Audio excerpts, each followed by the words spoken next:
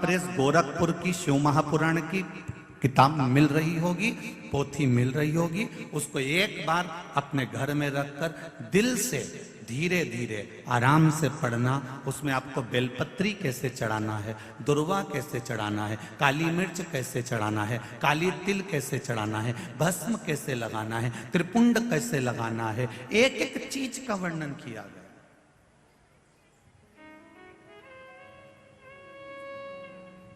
कि छोटे छोटे बर्तन हैं जो हमारे प्रयोग में कभी भी आ सकते हैं। ये छोटी छोटी बातें हैं जो हमारे प्रयोग में कभी भी आ सकती हैं। आप उसका भजन, आप उसका गुणगान, आप उसका स्मरण करिए। और जब जिंदगी में छोटी सी छोटी बात अगर आपके जीवन में उतरने लगे तो समझ लो कि मेरे भोलेनाथ जी ने आपका हाथ पकड़ लिया है, अब वो आपको तार देगा, ये निश्चित है। हम ये कभी नहीं कहते कि शिव पुराण सुनोगे तो लक्ष्मी आएगी, शिव पुराण सुनोगे तो ये आएगा, शिव पुराण सुनोगे तो वैभव आएगा या धन आएगा। हम इतना जरूर कहते हैं कि शिव पुराण का अगर एक शब्द भी आपकी जिंदगी में उतर गया और आप अपने कर्म में लग गए, अपनी मेहनत में लग गए और अपने कर्म के अनुसार आगे बढ़ने लगे, छोटे से छोटे काम को भी बड़ा मानकर करने लगे, छोटे से छोटी परेशानी को भी, छोटी सी परेशानी को भी इग्नोर करते हुए, एक साइड छोड़ते हुए, बड़ी परेशानी आई उसको छोटा मानते हुए भी जब हम बढ़ते चले गए तो ये निश्चित है कि शिव तत्व हमको प्राप्त हो जाएगा। अपना कर्म करना पड़ेगा।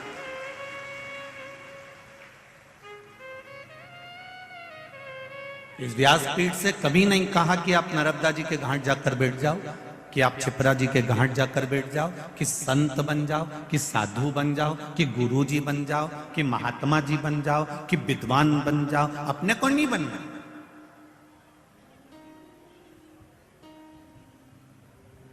ना अपने को संत बनना है, ना साधु बनना है, ना गुरु जी बनना है, ना महात्मा बनना, ना साधु बनना, ना सन्यासी, ना तपस्वी, न किसी तीर्थ में जाकर जिंदगी भर के लिए बैठना। अपने को नहीं बैठना, अपना अपना घर में बैठो, जितना मन लगे अपने घर में लगाओ। क्योंकि वेद व्यास जी महाराज ने शिव महापुराण की कथा में लिखा है, सबसे बड़ा आश्रम होता है गृहस्थ आश्रम। शंकर भगवान अपने पुत्र गणेश जी के साथ रहते हैं, कार्तिकेय जी के साथ रहते हैं, धर्म पत्नी के साथ में रहते हैं, अपने पोता पोती नाती पंती के साथ में रहते हैं।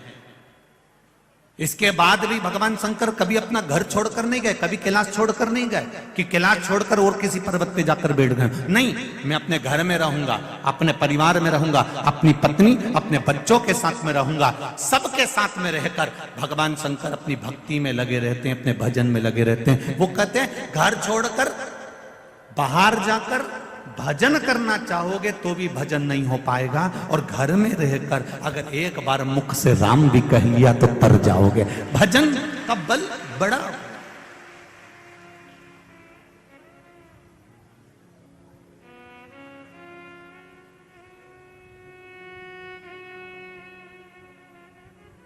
क्या मिल रहा है आपको जो आप इतनी चारों तरफ।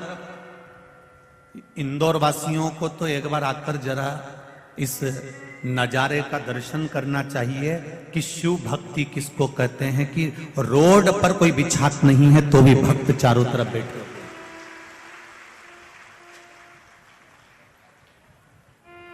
रोड पर कोई बिछात नहीं है, लोग अपने झोले में चद्दर लेकर आए हैं, पन्नी लेकर आए हैं, आसन लेकर आए हैं और चारों तरफ बिछा बिछा के। और कितनी समझदार मेरी बहनें होंगी और कितने समझदार मेरे भाई होंगे, चार चार डंडे भी लेकर आए, उसमें चद्दर को बांधकर चार कोने से पकड़कर उसके अंदर बच्चों को बिठाकर शिव महापुराण की कथा सुन रहा है।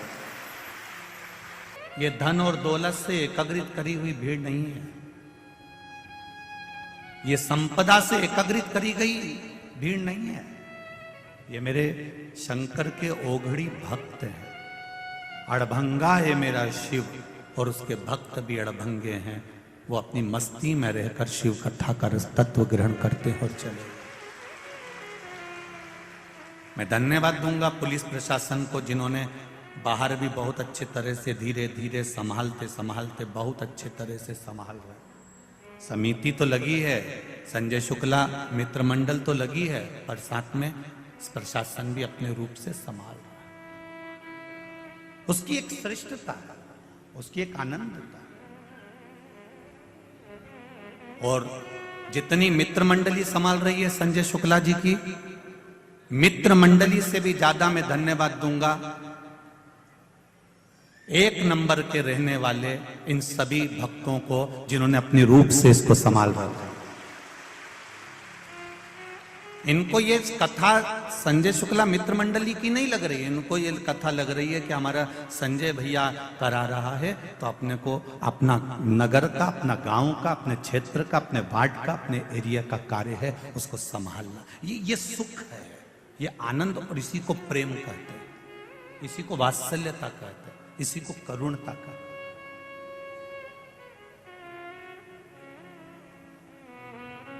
ये आपका स्नेह, ये आपकी भक्ति। और इंदौर वासियों ने ऐसा नजारा कभी देखा हो तो मुझे जरूर बताना। ऐसा नजारा कभी देखा हो जो रोड पर लोगों को कथा सुनते देखा हो तो जरूर सूचित करना। अपार जनता, अपार भक्त, अपार जन समुदाय शिव तत्व में डूबे हुए, भगवान की विरल भक्ति में डूबे हुए।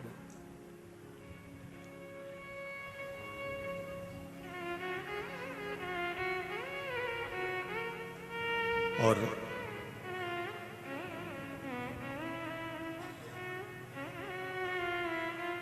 ये भक्ति अविरल होना चाहिए, ये भक्ति का सुख अविरल होना चाहिए।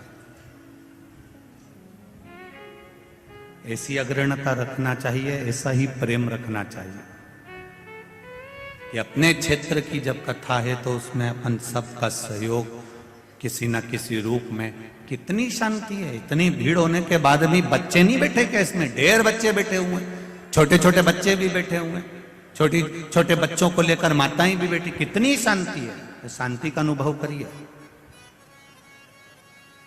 वो तो कहीं कहीं का बेरू ऐसा रहता है जो गदर कर देता है, और वो भी इसलिए करता है क्योंकि उसको सिंदूर नहीं चढ़ा होता है। अगर उसको एक तोला भी सिंदूर अगर चढ़ गया होता, एक लटकाने वाला मिल गया होता, मतलब बर्फ चढ़ गई होती सिंदूर के साथ में, तो फिर वो गदर नहीं करता। गदर वही करता है कि तुम मुझे जानते नहीं हो, तुम मुझे पहचानते नहीं हो। मेरा कार्यकर्ताओं से भी निवेदन, उसके पांव पड़कर कह दिया कर, ऊपर तुझे कोई पहचानता है? ऊपर अगर कोई पहचानता हो तो हम भी तेरे को पहचान लेते, कोई दिक्कत नहीं। यहां तो तेरी चल जाएगी, पर वहां तो मेरे डमरू वाले की ही चलेगी, उसके सिवाय किसकी चलने वाली है? कहां भक्ति का एक आनंद के साथ कथा का रस तत्व है।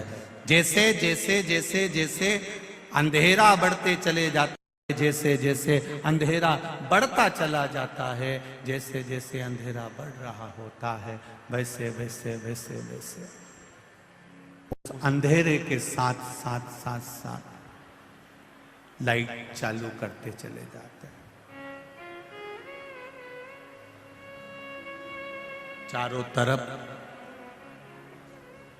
मैं आस्था वालों से कहूंगा, रोड पर जितनी पब्लिक बैठी है उसका भी दिखा रहा है, रोड पर जितनी पब्लिक बैठी है उसका भी दर्शन अवश्य करो, उसका भी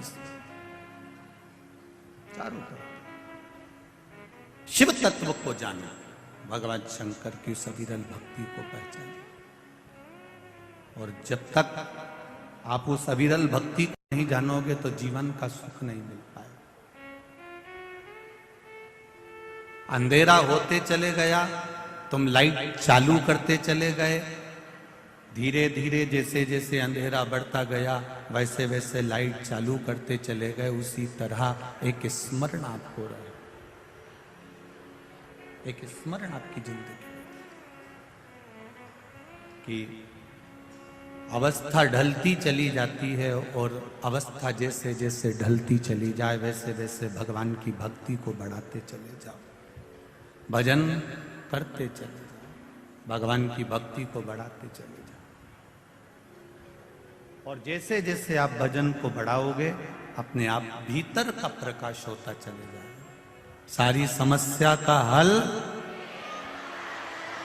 भगवान शिव की अविरल भक्ति का एक फल, ज्यादा कुछ नहीं है। भगवान की अविरल भक्ति के लिए आपको बहुत ज्ञानी बनने की जरूरत नहीं है, बहुत सन्यासी बनने की जरूरत नहीं है, बहुत तपस्वी बनने की जरूरत नहीं है, बहुत संत बनने की जरूरत नहीं है। शिव पुराण कहती है आप बनो तो शिव भक्त बनो, भगवान शंकर के भक्त बनो।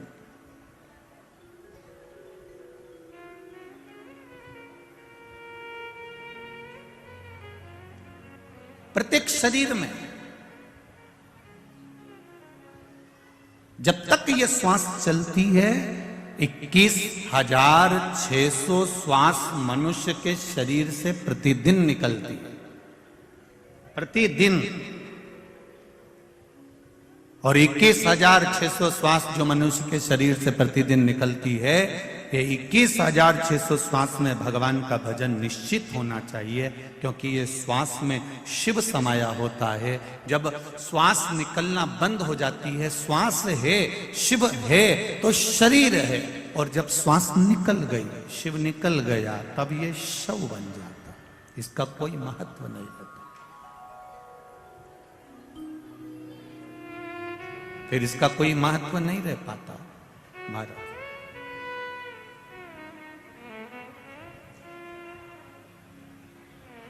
तेरी कृपा बिना न हिले एक भी अणु, लेते हैं श्वास तेरी कृपा से बखान क्या करूं मैं, चपटी भभूत में खजाना हे गंगा ओमकार तू बोले ओमकार तू, आयो शरण तिहारी शंभु तार तार तू। भगवान शिव की कथा कहती है, परिवार में जब समस्या आती है, प्रॉपर्टी की समस्या आती है, जमीन जायदाद की समस्या आती है, मकान की, घर की, कुटुंब की, परिवार में कोई भी समस्या खड़ी होती है, तो हम तहसील में जाते हैं, कलेक्ट्रेट में जाते हैं और जाकर पुराना रिकॉर्ड खुलवाते हैं।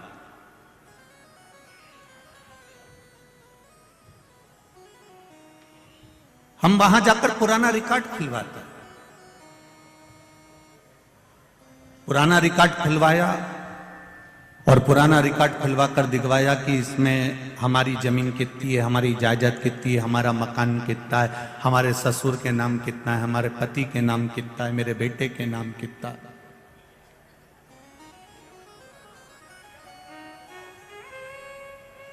हम दिखवाते हैं। परिवार में अगर समस्या आई तो कलेक्ट्रेट में जाकर, तहसील में जाकर, पंचायत में जाकर हमारा पुराना रिकॉर्ड हम खुलवाते हैं, और उस रिकॉर्ड में हम देख लेते हैं कि ये हमारा है और बाकी का ये दूसरे का है। उसी तरह परिवार में समस्या आती है तो कलेक्ट्रेट जाकर, तहसील जाकर पुराना रिकॉर्ड खुलवाया जाता है, और जब मन में समस्या आती है तो कथा में जाकर पुराण खुलवाया।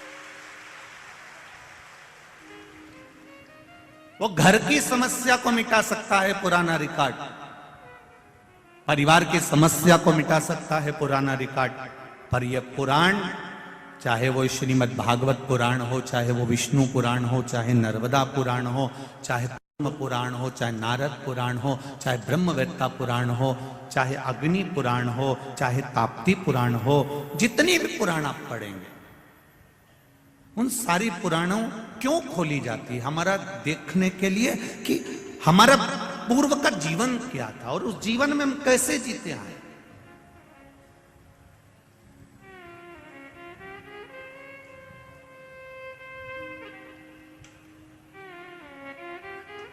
हमारी पूर्व की श्रृंखला कैसी थी, उस श्रृंखला में हम कैसे जीते हैं। हमारा भजन मीरा, कर्मा, नामदेव, ध्रुव, प्रहलाद, रामकृष्ण परमहंस जी, ये जितने भी हुए हैं जो भगवान की भक्ति को धारण करें, माता अहिल्याबाई जिन्होंने भगवान की विरल भक्ति को प्राप्त करा, शंकर भगवान का शिवलिंग माता अहिल्याबाई के हाथ में 24 घंटे रहता था। मां अहिल्या शिव महापुराण की कथा में वो बात कही थी।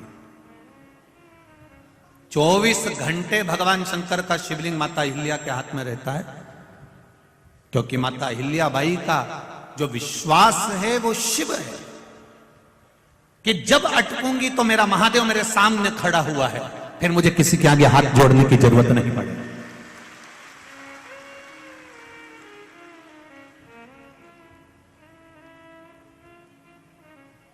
बाकी के जितनों की भी आप मूर्ति देख लो, पूरे संसार में जितनी भी मूर्तियां आपको जहां लगी मिले, उन मूर्तियों का दर्शन करना।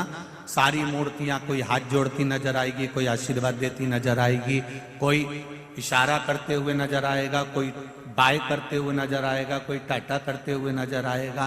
केवल भारत की भूमि पर एक मूर्ति ऐसी है माता अहिल्याबाई की, जिस मूर्ति में अहिल्याबाई जब भी नजर आएगी तो उसके हाथ में भगवान शंकर का शिवलिंग नजर आएगा। केवल पूरे विश्व में एक ही मूर्ति है ऐसी, माता अहिल्याबाई।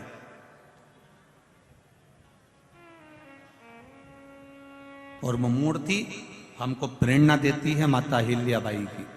वो मूर्ति हमको बताती है कि मैंने शंकर भगवान को अपने हाथ में लिया है, तुम भले हाथ में लेकर मत चलना, पर भगवान शंकर को अपने दिल में लेकर जरूर चलना, तो कहीं अटकोगे नहीं। अहिल्याबाई कह रही है, माता अहिल्याबाई का यह भाव वर्णित कर रहा है। शिव को साथ लेकर चलो, शंकर भगवान को साथ लेकर चलो।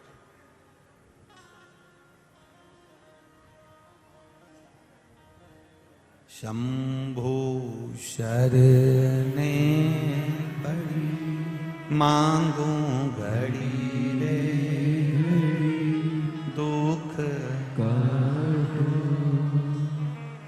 दया करी दर्शन आपको, दया करी दर्शन। ये हमें प्रेरणा दे रही है, माता अहिल्याबाई हमको प्रेरणा दे रही है, रामकृष्ण परमहंस जी हमको प्रेरणा दे रहे हैं, संत नामदेव जी, संत तुकाराम जी, मीराबाई, मुक्ताबाई, ये सब हमको प्रेरणा दे रहे हैं।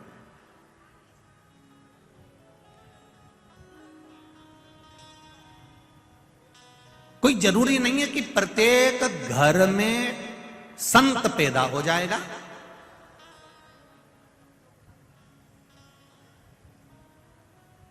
कोई पक्का नहीं है कि प्रत्येक घर में संत पैदा होगा, कोई पक्का नहीं है।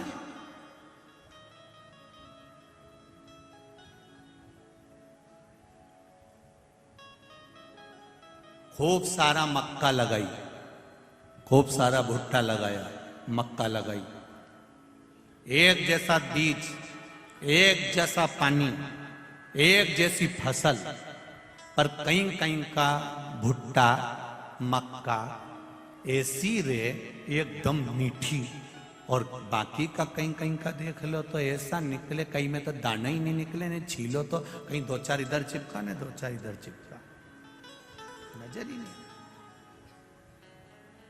एकदम फीका, स्वाद ही नहीं है। और किसी किसी में इतना स्वाद, तो जरूरी थोड़ी ना कि सभी के घर में संत हो जाएंगे, सभी के घर में भगवंत हो जाएंगे। कोई जरूरी थोड़ी ना कि सबके घर में आम का पेड़ है और सबके घर में आम लग जाएंगे। फिर भी सबके घर में आम का पेड़ नहीं है, पर जितने भी यहां बैठे हैं और जितने टीवी के सामने बैठे हैं और मोबाइल पर सुन रहे हो, ईमानदारी से बोलना, तुम्हारे घर में भले आम का पेड़ नहीं होगा, तुम्हारे यहां भले आम नहीं लगेगा, पर क्या तुम आम नहीं खाते हो? खाते हो। कहां से लाते हो? बाजार से। सब्जी वाले के यहाँ जाओगे, मार्केट वाले के यहाँ जाओगे, फल वाले के यहाँ जाओगे और वहां से आम लेकर आओगे। आम सभी को खाना, आम सबको अच्छा लगता है, पर आम का पेड़ तुम्हारे घर में नहीं है, तुम्हारे खेत में नहीं है, तुम्हारे यहाँ इतना आम लगता भी नहीं है कि तुम सब आम खा जाओ। महाराज, आम भले तुम्हारे यहाँ नहीं लगे, आम भले तुम्हारे यहाँ पैदा नहीं हो, आम भले तुम्हारे यहाँ नहीं मिले, तो तुम बाजार से लाती हो और बाजार से लाकर उस आम को खाकर अपने उदर को तृप्त करती हो। उसी तरह हमारे घर में भले संत पैदा नहीं हो, पर हम किसी कथा में से जाकर थोड़ी सी ज्ञान की बात लाकर इस आत्मा को तो तृप्त कर सकते हैं। कथा में से हम थोड़ा सा तो ला सकते हैं ना।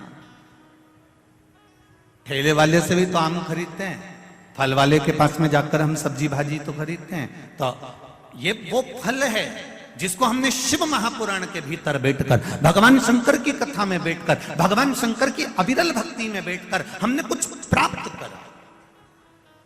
और संपूर्ण विश्व वालों ने, केवल देश में नहीं विदेश में भी लोग भगवान शंकर को जल चढ़ा रहे हैं।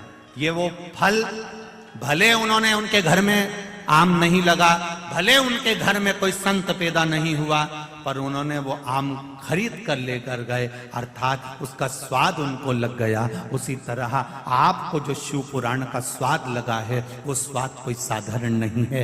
एक लोटे जल से क्या फल मिल सकता है, वो स्वाद जिंदगी में लगा, वो स्वाद मिल गया। एक बेलपत्री, एक बेलपत्री और उसका महत्व। एक बेलपत्री के मध्य डंडी का महत्व, एक बेलपत्री की पीछे की डंडी का महत्व, एक बेलपत्री में डूंठ जो लगा रहता है उसका महत्व, एक बेलपत्री के मध्य पत्ती का महत्व, एक बेलपत्री का राइट और लेफ्ट का महत्व, ये सब हम नहीं जानते थे। पर धीरे धीरे शिव महापुराण की कथा जब सुनना प्रारंभ करी तो हमको बेलपत्री का महत्व मालूम पड़ा कि बेलपत्री में है क्या जिससे शिव प्रसन्न हो जाते हैं।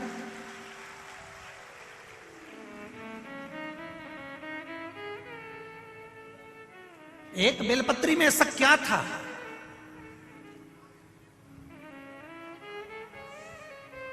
कि माता पार्वती जी ने अपनी पुत्री अशोक सुंदरी से कहा, ए अशोक सुंदरी जाओ, आज शिवरात्रि का दिन है, मुझे शंकर भगवान की आराधना करना है, जाओ जरा बेलपत्री लेकर आओ।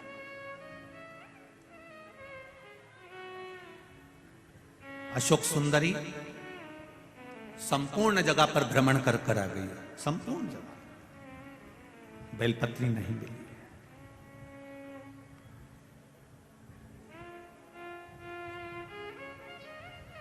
बेलपत्र नहीं मिली। आखिरी में जिस वन में अशोक सुंदरी का जन्म हुआ था, नंदन वन में, तो वह अशोक सुंदरी वहां पहुंची। अशोक सुंदरी को बेलपत्र प्राप्त नहीं हुआ। और जब अशोक सुंदरी को बेलपत्र प्राप्त नहीं हुई तो ढूंढती ढूंढती ढूंढती ढूंढती और आगे चली गई।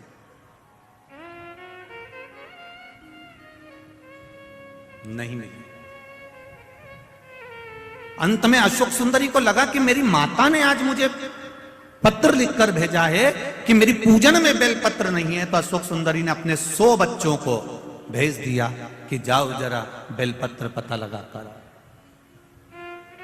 बच्चे जब अशोक सुंदरी के पुत्र पुत्री जाने लगे तो उन्होंने, पिताजी ने पूछ लिया, अशोक सुंदरी के पति ने, राजा नहुष ने, भगवान शंकर के दामाद हैं राजा नहुष, अशोक सुंदरी के पति हैं राजा नहुष। राजा नहुष ने पूछ लिया अपने बच्चों से, बेटियां कहां जा रही हो तुम, मेरे पुत्र कहां जा रहे हैं? आज मेरी 100 बेटियां 100 बच्चे क्या ढूंढने जा रहे हैं, तुम क्या ढूंढ रहे हो?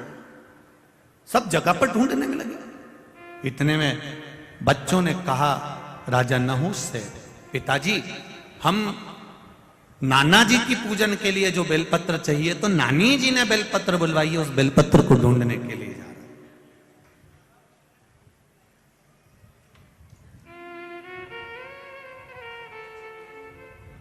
बेलपत्र ढूंढने जा रहे हैं?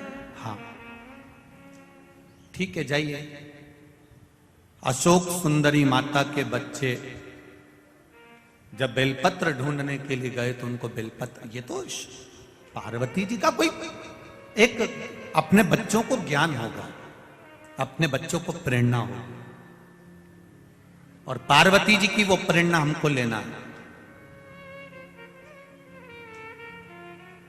कुर्म पुराण की ये संवाद, कुर्म पुराण का ये संवाद हमारे जीवन में हमको उतारना,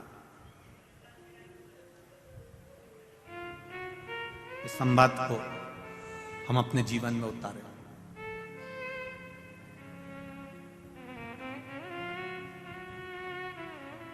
पद्म पुराण में और कुर्म पुराण में अशोक सुंदरी माता का बहुत विस्तार से वर्णन किया गया। कभी मौका लगे तो पद्म पुराण में अशोक सुंदरी का संवाद पूरा पढ़िएगा और कुर्म पुराण को निकालिए। कुछ मां पार्वती मैया कुछ लीला कर रही है और ढूंढने में लगी हुई हैं नानी के लिए।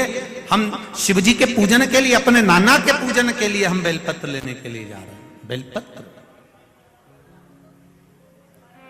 कभी मौका लगे, कभी मौका लगे तो जरूर एक मन में प्रश्न रखना, और जब श्राद्ध पक्ष का समय हो और आप लोग जब गया जी जाएं या कहीं पिंड दान करने के लिए बद्रीनाथ जाएं, या कभी गया जी, कभी आप पंचवटी, जहां पुण्य क्षेत्र है वहां पर जब आप तीर्थ में कभी पिंड दान तर्पण करने जाएं तो वहां पर पिता, अपने पिता के घर का गोत्र, पिता, दादा, परदादा, इनका भी नाम पूछा जाता है, और फिर नाना के घर का गोत्र और नाना, परनाना और नाना के घर का भी पूरा विस्तार पूछा जाता है।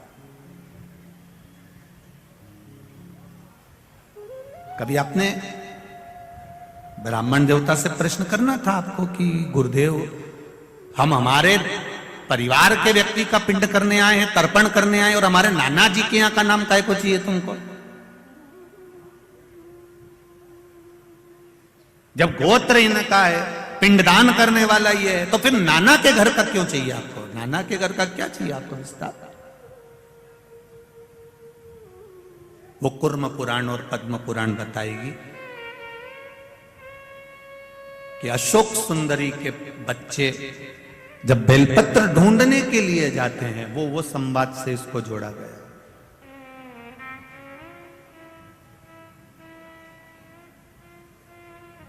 राजा नहुष ने अपनी धर्म पत्नी अशोक सुंदरी से एक प्रश्न किया, क्यों? गणेश जी के पुत्र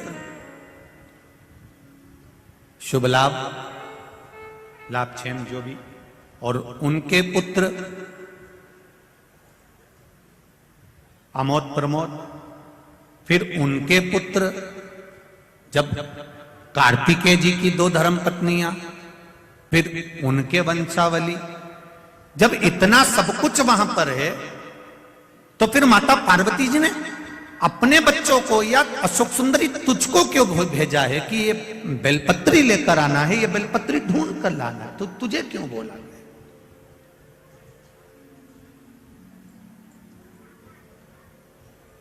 अशोक सुंदरी के मन में भी यह बात अटकी। तब अशोक सुंदरी उसी समय पर कमल के पुष्प के ऊपर बैठकर ब्रह्मदेव के पास चली गई, और ब्रह्मदेव के पास जाकर अशोक सुंदरी ने अपना प्रश्न सम्मुख में रखा कि आखिर माता पार्वती जी ने बेलपत्र मुझसे क्यों बुलवाई है? कारण क्या है बेलपत्र का? मेरे बच्चे ढूंढ रहे हैं, मेरे बच्चे लेकर आ रहे हैं, उस बेलपत्र की महत्वता क्या है? ब्रह्मा जी कहते हैं ब्रह्मदेव ने कहा, चाहे तुम्हारा भाई बेलपत्र लेकर आए, चाहे तुम्हारे घर के बच्चे या तुम्हारे भाई के बच्चे बेलपत्र लेकर आए, वो बेलपत्र जब देव अधिदेव महादेव को चढ़ती है, एक बेलपत्र जब देव अधिदेव महादेव को चढ़ती है, कोई नारी बेलपत्र अगर समर्पित करती है तो जैसे बेलपत्र में 3 पत्ते होते हैं, नारी अपने ससुराल पक्ष का भी कल्याण कर देती है, नारी अपने मायके पक्ष का भी कल्याण कर देती है। और नारी अगर उस क्षेत्र में जहां वो निवास कर रही है, जिस क्षेत्र में वो निवास कर रही है, उस क्षेत्र में अगर कोई ब्राह्मण रहता हो, कोई साधु सन्यासी रहता हो, किसी ब्राह्मण के घर का भी अगर कोई तर्पण आदि रह गया हो, तो उस क्षेत्र के ब्राह्मण आदि संत सन्यासी या कोई साधारण सा व्यक्ति जो बहुत दूर जाकर पिंड या तर्पण नहीं कर सकता, मात्र एक बेलपत्री जब नारी भगवान शिव को समर्पित करती है तो ये तीनों की 7 पीढ़ी को तार देती है। एक बेलपत्र का वो फल है महाराज, कुर्म पुराण कर रही है, पद्म पुराण कर रही है, एक बेलपत्र का वो फल है, एक बेलपत्र का वो महत्व है।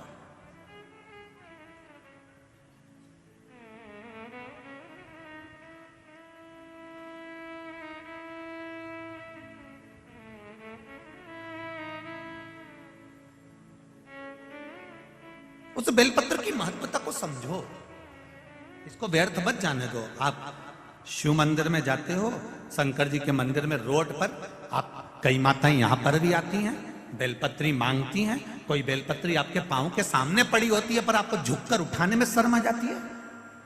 किसी ने गिरा दी होगी, हम काय को उठाएं? तुम्हें शर्म आ जाती है एक बेलपत्री, मंदिर में घूम रहे हो, मंदिर में दर्शन कर रहे हो और बेलपत्री सामने पड़ी और तुम्हें उठाने में शर्म आ रही है।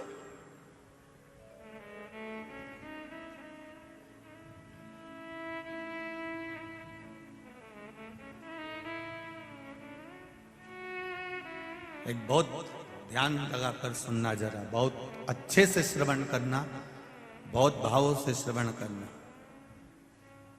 किसी पवित्र नदी में स्नान करने गए, नर्मदा जी नहाने गए, गंगा जी नहाने गए और क्षिप्रा जी नहाने गए, तुम्हें कौन से महाराज ने बताया कि वहां अपने कपड़े चप्पल घाट पे छोड़ के आ जाओ?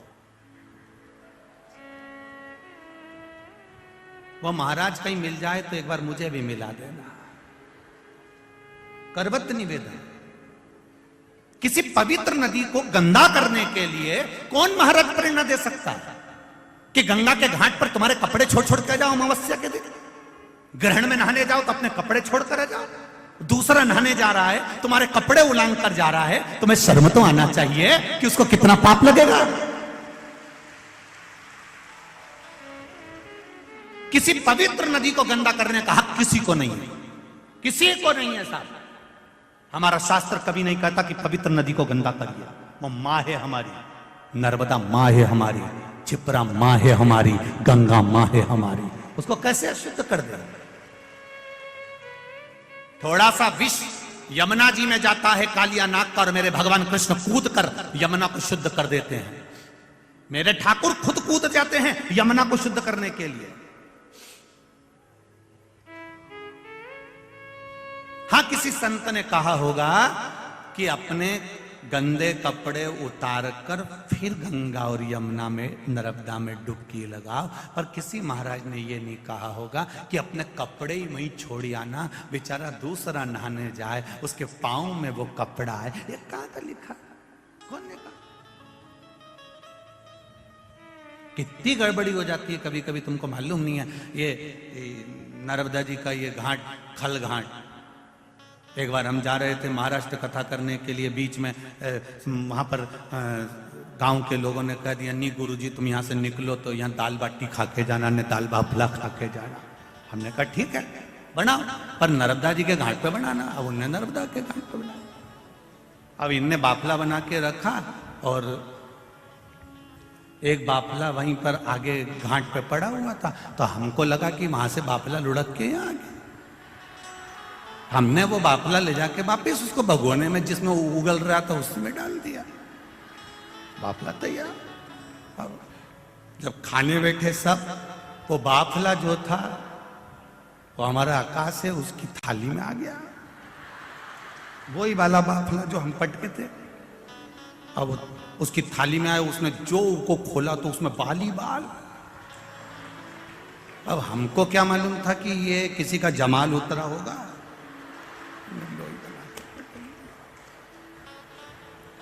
अब वो तो घबरा गया कि गुरुजी किसी ने कुछ कर, हम भी नहीं बोले, हम कहते बाप भाई। अब गुरुजी किसी ने कुछ कर दिया होगा। आखिरी में नहीं रहा गया तो हमने कहा कोई कुछ नहीं करा। हम नहा के बाहर निकल रहे थे, वहां पर बाफला पड़ा था, हम सोचे लुढ़क के आ गया होगा, हमने उसको भगोने में डाल दिया। हमें क्या मालूम था कि वो जमाल का बाल था, हमको क्या। और वो भी कह दिया, ऐसा लग रहा है जैसे बाल गल गए हो। अब उसको क्या मालूम कि छोटे से बच्चे के थे।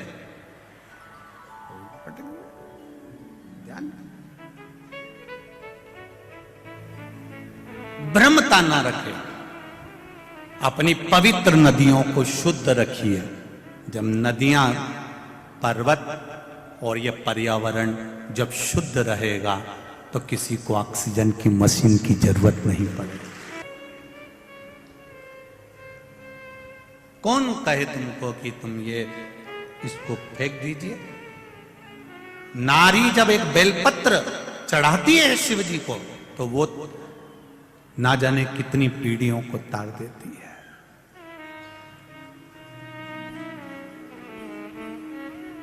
हम तो केवल 7 पीढ़ी या 3 पीढ़ी की बात कर रहे हैं। उज्जैन के ऋण मुक्तेश्वर मंदिर पर दीवाल पर लिखा हुआ है कि शिव महापुराण की कथा वर्णन करती है। शिव महापुराण की कथा श्रवण करने वाला, शंकर भगवान को भजने वाला, शिव को एक बेलपत्र चढ़ाने वाला, उज्जैन के ऋण मुक्तेश्वर मंदिर की दीवार पर लिखा हुआ है कि शंकर की कथा अगर कोई सुन लेता है तो उसकी 7 पीढ़ी नहीं 71 पीढ़ी तर जाती है। यह उज्जैन कह रहा है।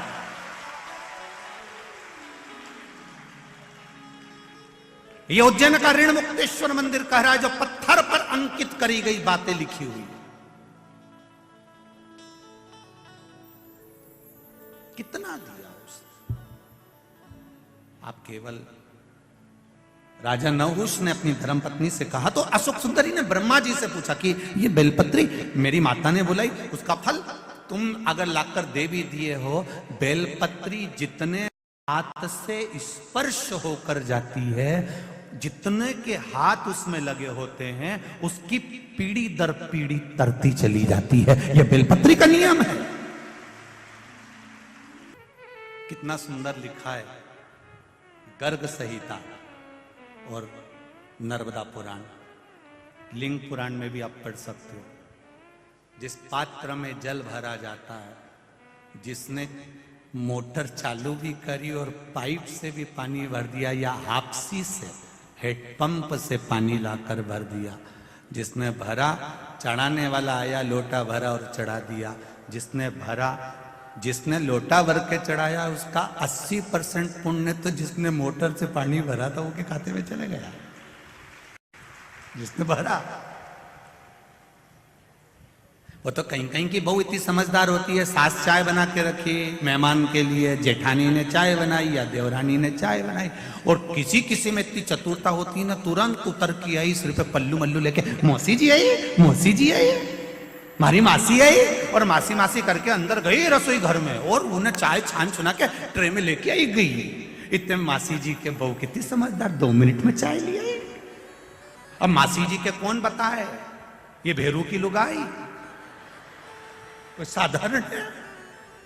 मासी जी के कौन समझा कि कोई साधारण है? बनाई बेचारी देवरानी ने, बनाई बेचारी जेठानी ने, बनाई बेचारी सास ने, ये तो केवल लगा के लिए आई। ऐसे कहीं कहीं के रहते हैं, बहुत समझदार।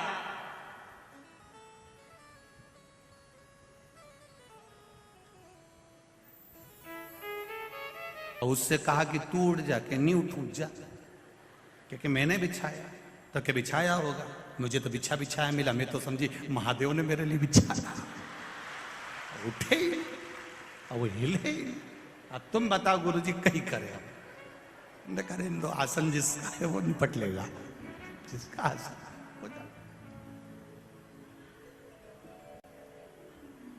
एक बेलपत्री का स्पर्श मात्र, जितने हमारे सनातन धर्म में, हमारे सनातन हिंदू धर्म में एक बात बहुत पहले से चली आ रही है, मेरी बुजुर्ग माताएं जानती होगी कि इनके घर में अगर बेलपत्री ज्यादा आ जाती थी सावन के महीने में तो ये पड़ोसन को दे देती थी। बोलो रिजीजियों, सही है कि गलत है? अगर ज्यादा आ गई तो वो पड़ोसन को दे देती थी। कोई वस्तु ज्यादा है उसको उठाकर दे दिया, ले वो फूल हरतालिका तीज के दिन ले या ले जा, उसको दिया वो चढ़ा लेगी। उसमें क्या दिक्कत? चढ़े यहाँ चढ़े वहां चढ़े, एक ही बात। ज्यादा है पहुंचा दो। अब जो पड़ोसन ने बेलपत्री भेजी, दूसरे के हाथ भेजी, तीसरे के हाथ पहुंची, तीसरे ने चौथे के हाथ पहुंची, चौथे ने पांचवे के हाथ पहुंची, जितना स्पर्श होते चली गई उतना उतना कल्याण करती चली गई। जिसने दी थी वहां से लेकर जहां पहुंची वहां तक उद्धार कर।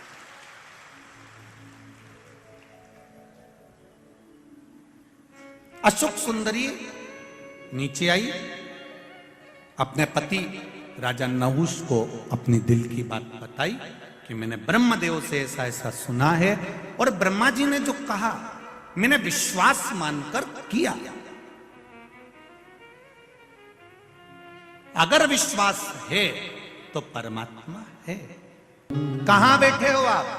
रोड पर बैठे हो, चाहे कहीं पर भी बैठे हो, आस्था चैनल के सामने बैठे हो, चाहे मोबाइल पर कथा सुन रहे हो, तुम्हारे घर पर बैठकर चाहे जहां बैठकर कथा सुन रहे हो, बस दिल लगा लेना उस परमात्मा से और दिल से सुन लेना। मेरा बाबा दिल से हाथ पकड़ भी लेगा, ये निश्चित है।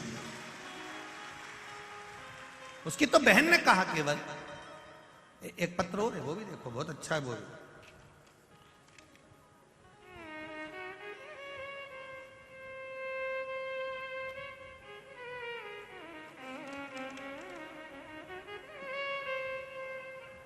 मेरा नाम सरला नामदेव है, मेरी बहू का नाम वर्षा है। मैं अशोक नगर इंदौर में रहती हूँ। कहीं बैठी हूँ तो हाथ हिलाई, आती हैं दोनों हाथ हिला दो एक बार। श्री शिवाय नमस्तुभ्यम, दोनों हाथ ऐसे हिला दीजिए। श्री शिवाय नमस्तुभ्यम। इंदौर में रहती हूँ। रुद्राक्ष के जल और एक लोटा जल का क्या महत्व है इसका वर्णन मैं नहीं कर सकती गुरुजी। मेरी बहू प्रेग्नेंट थी, डॉक्टर ने सोनोग्राफी का कहा, मैंने सोनोग्राफी करवाई। यह बात 16/5/2022 की है। डॉक्टर ने कहा बच्चे का होठ नहीं है। जैसे ही मैंने सुना वैसे ही मैंने भोलेनाथ से विनती करी, पशुपतिनाथ का व्रत प्रारंभ करा। गुरुजी मेरे 3 व्रत पूरे हुए और व्रत में ही किसी कारण से 2 व्रत नहीं कर पाई। पता नहीं बाबा को क्या मंजूर था। फिर मैं 19/8/2022 को मेरी बहू के पेट में दर्द होने लगा। मैं उसे हॉस्पिटल लेकर गई। मैं भगवान शिव का जाप करती हुई गई, बहू को रुद्राक्ष का पानी पिलाती रही। हॉस्पिटल पहुंचते ही उसकी सोनोग्राफी हुई। डॉक्टर ने बोल दिया कि बच्चे का होठ नहीं है और अब इसमें धड़कन भी नहीं है, इसकी श्वास भी नहीं चल रही है, धड़कन भी नहीं चल रही है और इसका होठ भी नहीं है। पर मुझे बाबा पर भरोसा था गुरुजी। मैंने रुद्राक्ष का जल दिया था। बाबा मेरे बच्चे की धड़कन नहीं ले सकते थे, ये मुझे विश्वास था। मैंने बाबा से कहा बाबा मेरी लाज जरूर रखना। आपके भरोसे पर, शिव महापुराण के भरोसे पर मैंने शंकर जी को जल चढ़ाकर पिलाया है। डॉक्टर मेरी बहू को ऑपरेशन का बोलकर थिएटर में ले गए और कहा इसके बच्चे में धड़कन नहीं है, होठ नहीं है, ये बच्चा मरा हुआ होगा। बाबा ने उसको ऑपरेशन कक्ष में लेकर गए। 9:15 रात को मेरी यहां पर बहू को बेटा हुआ और बाबा की कृपा से उसकी धड़कन भी थी और होठ भी थी। ये शिव है।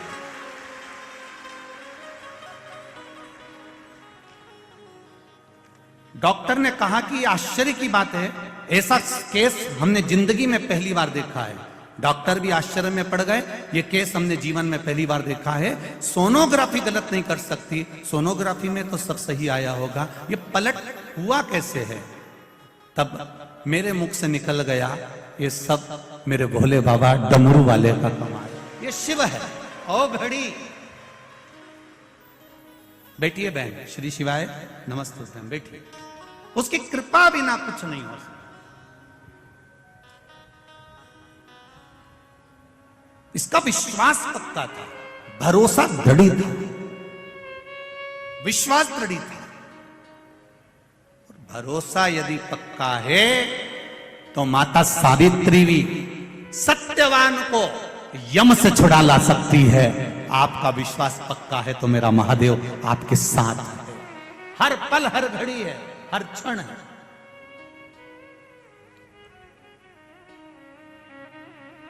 हर पल है।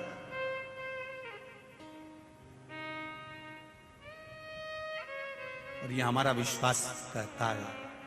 इतने पत्र आपके आते हैं, सब पत्र यहीं रहते हैं।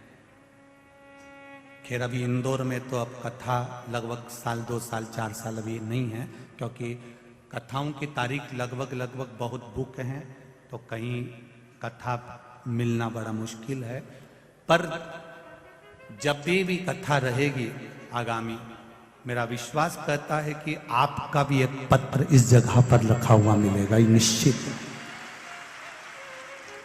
करना क्या है, केवल शंकर के मंदिर जाइए, आपके आस पड़ोस में नजदीक में जो शिव मंदिर है उसकी सेवा संभाल करिए, सफाई करिए, जल चढ़ाइए, बेलपत्र चढ़ाइए, मेरे शंभू का श्रृंगार करिए, मेरे शंभू का भजन करिए, मेरे शंकर का स्मरण करिए। आपको कहीं जाने की जरूरत नहीं है, ना किसी ढोंग में पड़ना है, ना किसी प्रपंच में पड़ना, ना किसी की स्थान पर। अपने तो शिव है, शंकर है।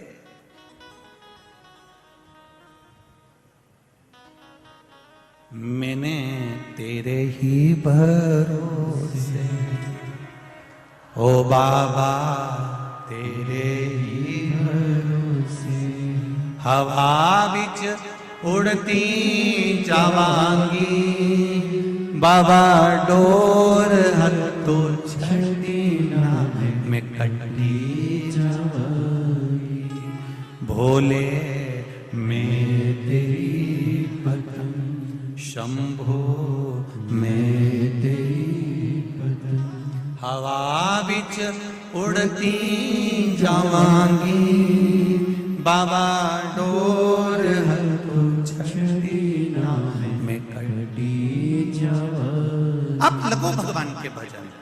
आप जैसे जैसे आगे बढ़ते जाओगे, आप जैसे जैसे शिव भक्ति की ओर बढ़ते जाओगे, आप जैसे जैसे भजन की ओर बढ़ते चले जाओगे, वैसे वैसे लोग आपको नीचे की ओर दबाने का प्रयास भी करेंगे। क्यों मंदिर जाती है, किसने कहा तुझे मंदिर जाने के लिए? लोग ठिठोली करेंगे, लोग हंसेंगे, लोग ताना मारेंगे, लोग अपशब्द कहेंगे, पर सब कुछ सुनती हुई जो शिव मंदिर तक चली जाएगी तो समझ लेना कि सब बारे में।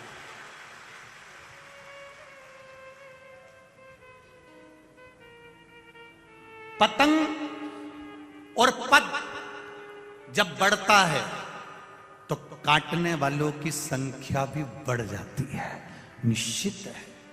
पतंग जब बढ़ेगी और पद जब बढ़ेगा, आपकी प्रतिष्ठा, आपका पद, आपकी उन्नति, और पतंग जब ये ऊपर बढ़ती जाती है, बढ़ती जाती है, बढ़ती जाती है, तो लोगों को रास नहीं आती और वह उसको काटने का विचार करने लगते हैं। पतंग बढ़ रही है, उसे बढ़ने दीजिए। आप अपनी डोर बस भोलेनाथ जी के हाथ में छोड़ दीजिए।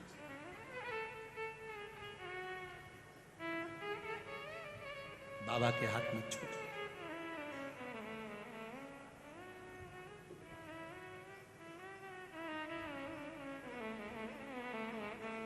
उसकी कृपा जब होगी तब सुख मिलेगा। बेलपत्र ढूंढने के लिए सुख सुंदरी गई, बेलपत्र ढूंढने के लिए सुख सुंदरी की 100 बेटियां गईं, बेलपत्र ढूंढने के लिए सुख सुंदरी के पुत्र गए, बेलपत्र ढूंढने के लिए दामाद भी गया। पर शिव भक्ति, पार्वती जी को कुछ लीला करना थी, बेलपत्र नहीं मिली, नहीं मिली बेलपत्र।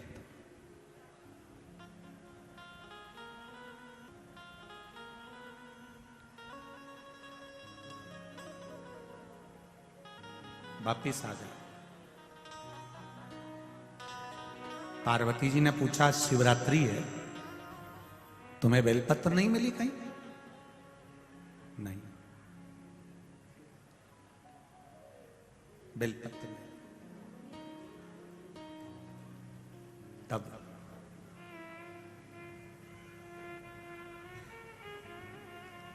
गौ माता की पूंछ को घुमाती घुमाती घुमाती घुमाती,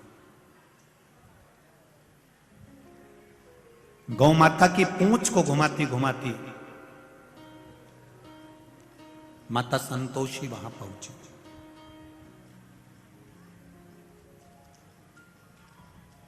जब गौ माता की पूंछ घुमाती घुमाती माता संतोषी वहां पहुंचती है, संतोषी ने देखा दादा दादी कह रहे हैं,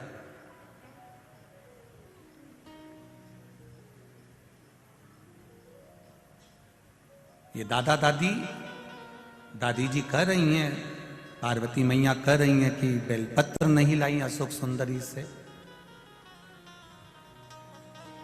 बुआ से जब ऐसी बात कही जा रही है तो संतोषी माता ने, संतोषी ने गाय की पूंछ को छोड़ा, हाथ का स्पर्श सुंदर भाव से करते हुए हाथ खासा करा और संतोषी मैया अंदर गई और शिव जी के पास में, दादाजी के पास में जटा में जो बेलपत्र लगी थी वो बेलपत्र उठाकर संतोषी लेकर आई, पार्वती जी के हाथ में दिया, दादी जी चढ़ा दीजिए। दादी जी ने बेलपत्र लेकर पूछा, संतोषी ये बेलपत्र तेरे पास कहां से आई? ये बेलपत्र तेरे पास आई कहां से? संतोषी ने कहा, दादाजी के मस्तक पर चढ़ी थी, ये बेलपत्र मैंने आपको ला कर दी है। चढ़ी हुई बेलपत्र तो मुझे ला कर दी? संतोषी ने कहा, दादी मां, एक बार मैंने दादाजी के मुख से सुना था, शिव पर चढ़ने के बाद कोई भी चीज निर्मल नहीं होती है, खराब नहीं होती है।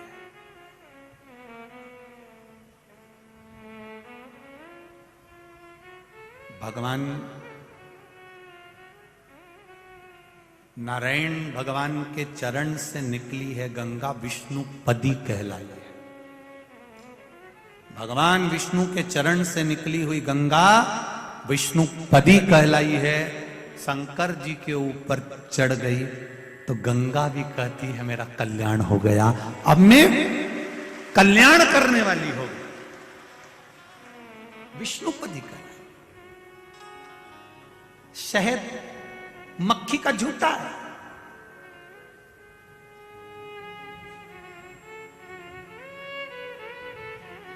वो भी भगवान पर चढ़कर औषधि बन जाता है।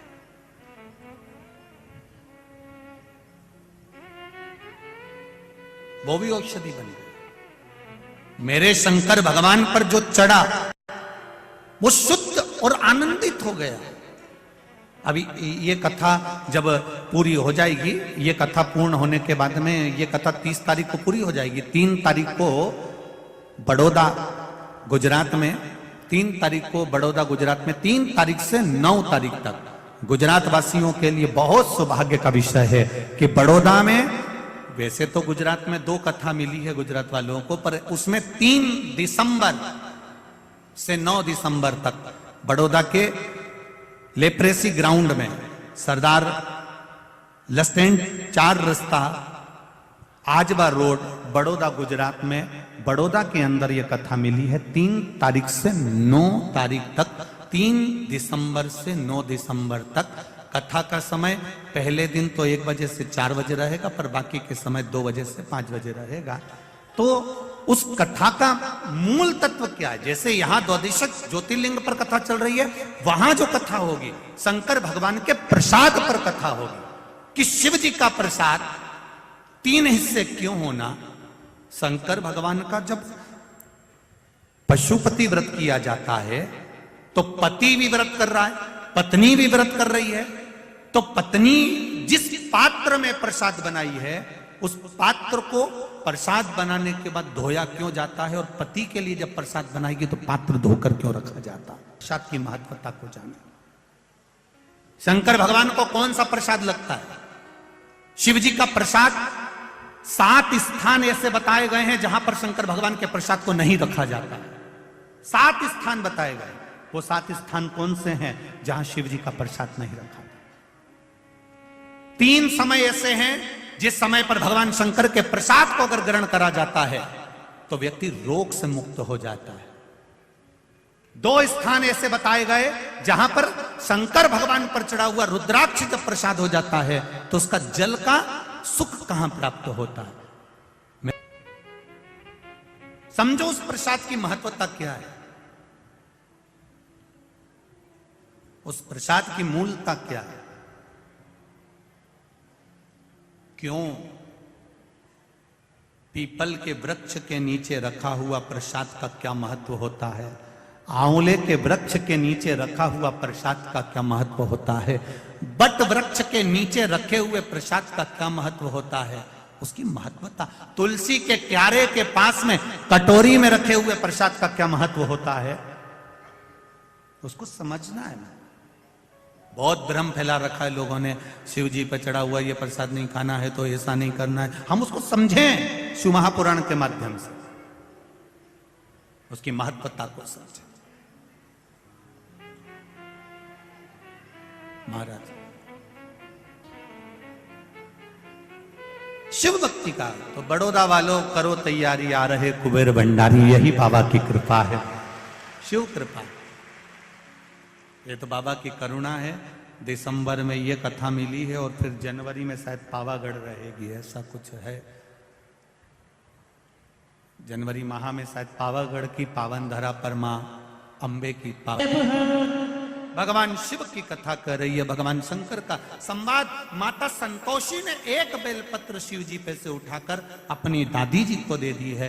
दादी जी के हाथ में बेलपत्र आई, वो बेलपत्र शंकर भगवान के शिवलिंग को चढ़ाई गई तो शंकर भगवान के नेत्र खुल गए। इतने समय से नेत्र बंद थे, इतने समय से बंद थे। संतोषी का संतोष परम धन है और संतोषी माता का परम धन हमको बताता है कि केवल 33 कोटि देवी देवता में एक मेरे महादेव ऐसे हैं जिन पर चढ़ी हुई बेलपत्र उठाकर धोकर आप वापिस चढ़ा दो, शिव जी उससे भी प्रसन्न हो जाते। ये संतोष परम धन, ये संतोष परम प्रिय धन।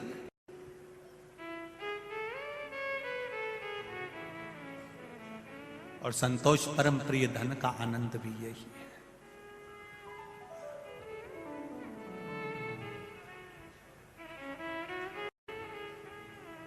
ये सुख वही, ये आनंद।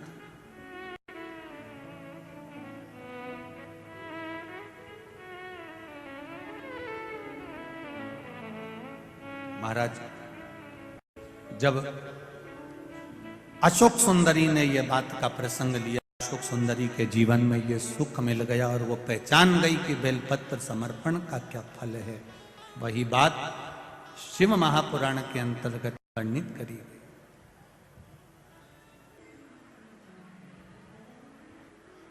मल्लिकार्जुन, मल्लिका का भाव जो कहा गया है वो माता पार्वती हैं और अर्जुन का जो भाव कहा गया है वो मेरे देव अधिदेव महादेव। अब एक बात बड़े ध्यान से सुनिएगा जरा मल्लिकार्जुन की।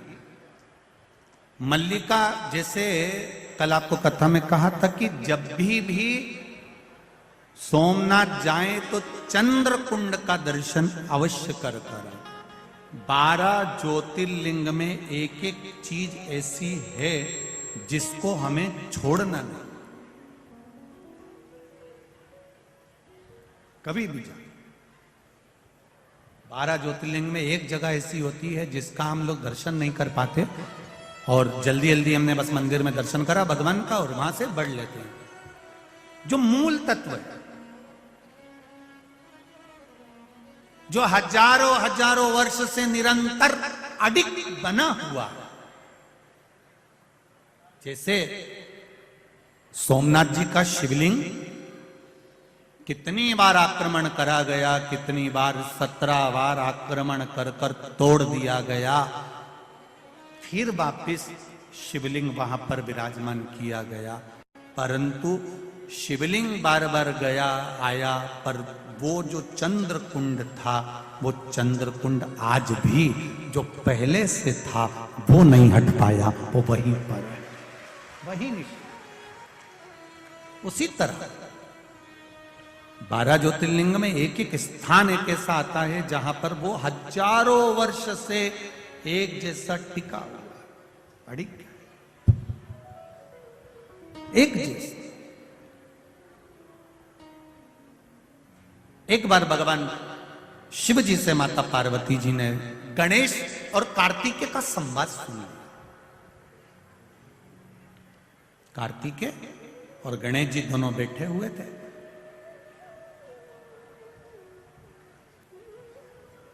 जया, विषहरा, शामली बारी, दौतली और देव, शिव जी की ये 5 बेटियां। एक बार सब लोग उनका नाम लेंगे। जया, विषहरा, शामली बारी, दौतली और देव, ये शिव जी की 5 बेटियां। ये गंगा के जल से प्रकट हुई हैं और अशोक सुंदरी नंदनवन काशी में प्रकट हुई।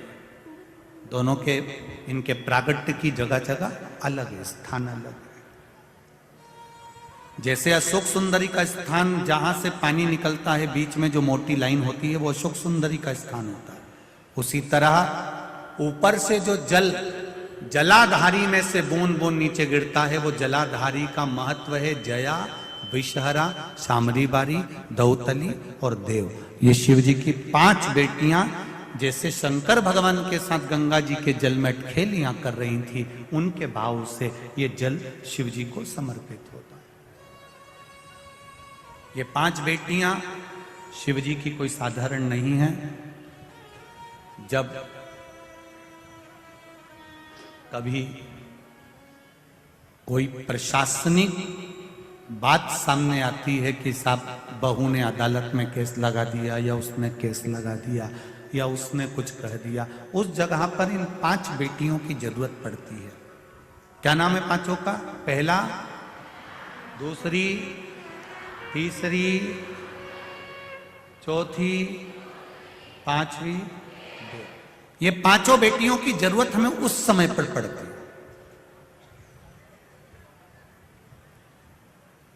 अदालत में चल रही है कार्रवाई, पर उस समय पर हमारी ये 5 बेटियां हमारे कार्य के लिए तत्पर रहती।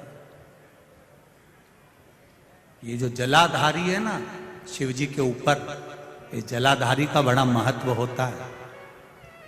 जब ब्राह्मण अभिषेक कराते हैं, 3 पाई की चौकी रख उसके ऊपर कलश जो विराजमान करते हैं और एक एक बूंद जो पानी उसमें से गिरता है, ये ऐसे ही नहीं रहता। श्रृंगी से अभिषेक करा रहे हैं, वो श्रृंगी का महत्व समझना चाहिए, वो जलधार का महत्व समझना चाहिए। जब हमें जिंदगी के एक एक पूजन का नियम, एक एक महत्व जब मालूम पड़ जाएगा ना, तो फिर हमको लगेगा कि हाँ हम सही पूजन कर रहे हैं, हमारे में ये तत्व का आनंद है। महाराज गणेश जी और कार्तिकेय दोनों बैठकर बात कर रहे थे। जया, विषहरा, शामली बारी, दौतली, देव, 5 कन्याएं वहां बैठी हुई थी। इतने में 5 बेटियों ने आकर अपनी माता जी से, अपने पिताजी से एक बात कह दी। मां, मैं आपसे कुछ कहना चाहती हूं। पार्वती जी ने पूछा, क्या हुआ, क्या कहना चाहती हो, बोलो। जया ने विषहरा से कहा, विषहरा ने शामली बारी से कहा, शामली बारी ने दौतली से कहा, दौतली ने देव से कहा। देव ने फिर माता पार्वती से कहा। दोनों भैया में विवाद है कि दोनों प्रबल कौन है, विद्वान कौन है, सबसे श्रेष्ठ कौन है। कार्तिकेय श्रेष्ठ हैं कि गणेश जी श्रेष्ठ हैं, इन दोनों में विवाद चल रहा। पार्वती जी ने कहा, इतनी सी बात के पीछे लड़ रहा कि श्रेष्ठ कौन है। घर के अंदर रहें, देवरानी और जेठानी के मन में कभी यह बात सामने नहीं आना चाहिए कि जेठानी श्रेष्ठ है कि देवरानी श्रेष्ठ है। और मेरा सासुओं से हाथ जोड़ के निवेदन है, अपनी जिंदगी में तुम किसी को भी धन दे देना मना नहीं है, पर अपने मुंह से कभी मत कहना कि बड़ी अच्छी है कि छोटी अच्छी है।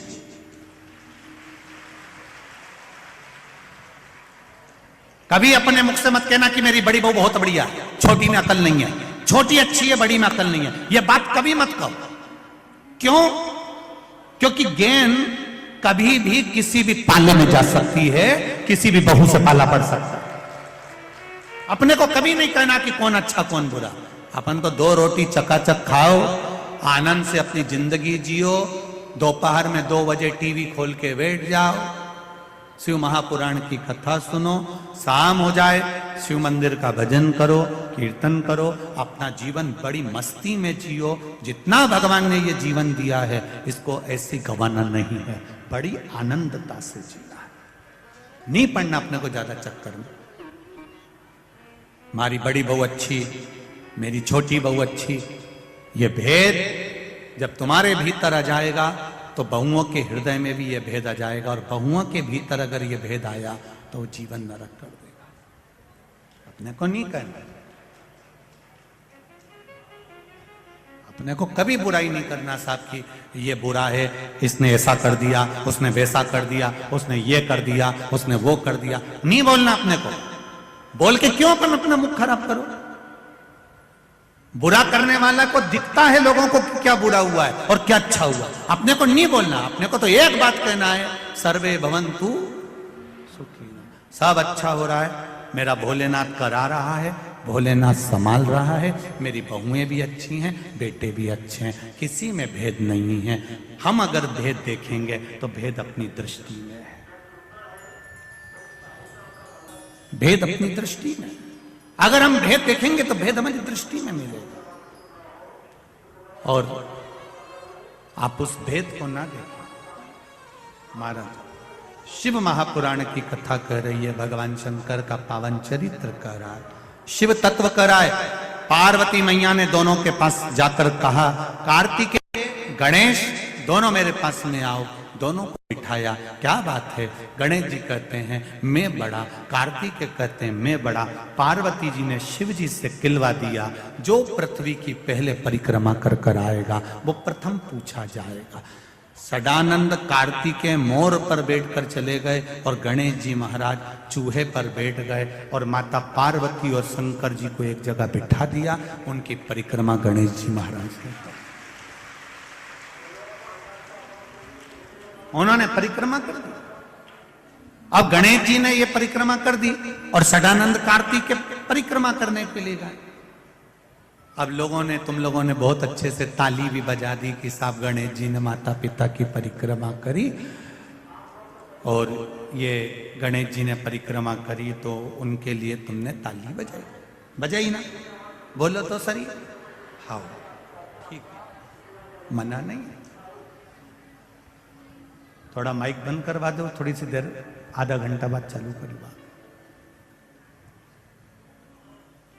अब समझना, जरा फिर समझ लीजिएगा महाराज जी। गणेश जी महाराज ने माता पिता की परिक्रमा करी, वो प्रथम गिनती में आए क्योंकि उन्हें बुद्धि का परिचय दिया। सदानंद कार्तिकेय ने अपने माता पिता का कहना माना, परिक्रमा करने चले गए। गलत किया क्या सदानंद कार्तिकेय ने? जरा जम के बोलो। नहीं। फिर वही वाली बात आ गई, एक बहू ने पूरी चाय बना के रखी है और दूसरी आई और वो ट्रे रख के चली गई, और तुमने ताली बजा दी। अब देखो जरा, समझ, शिव पुराण का एक एक शब्द समझ में आना चाहिए आपको जिंदगी में, तो समझो कि शिव पुराण का आनंद मिला। उन्हें बुद्धि का परिचय दिया और उन्होंने अपने पिता के शब्द का परिचय दिया। गलत नहीं किया। शंकर भगवान खुश हो गए, प्रसन्न। उन्होंने कह दिया प्रथम गिनती में गणेश जी पूछे जाएंगे, प्रथम गिनती में गणेश जी पूछे जाएंगे। एक क्षण की देरी नहीं करी उन्होंने, उसी समय पर शंकर भगवान ने डमरू खड़काया, प्रजापति विश्वरूप जी को बुलाया, मेरे गणेश का विवाह होना चाहिए। पार्वती जी ने रोका, शिव जी थोड़ा सा रुकिए। शंकर भगवान अति उत्साह में रहे, छोटे बेटे के प्रति प्रेम अधिक रहा, उन्होंने देरी नहीं करी, मां जगत जननी की बात नहीं सुनी। प्रजापति विश्वरूप जी की कन्या को बुलाकर गणेश जी का विवाह कर दिया। विवाह हो गया। आनंद कार्तिक पृथ्वी की परिक्रमा करने गए हुए हैं, गणेश जी का विवाह हो गया। रिद्धि बुद्धि रिद्धि सिद्धि घर में आ गई। रिद्धि सिद्धि के भी घर में एक एक बेटे ने जन्म ले लिया, शुभ लाभ पैदा हो गए, जन्म ले लिया, दादाजी बन गए। ये अति खुश हैं।